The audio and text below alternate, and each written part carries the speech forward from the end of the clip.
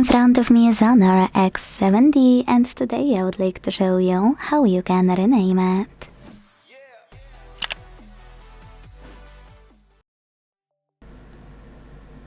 First of all, go into settings and scroll all the way down right away. Then tap on About Phone at the bottom. Now to rename your device, hit the device name on the left and type in whatever you want to.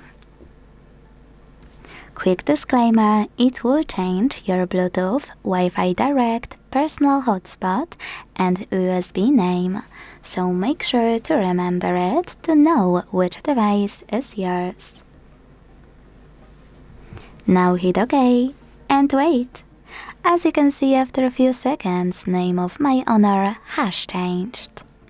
Thanks so much for watching. If you enjoyed this video, don't forget to leave a like, comment and subscribe. Bye!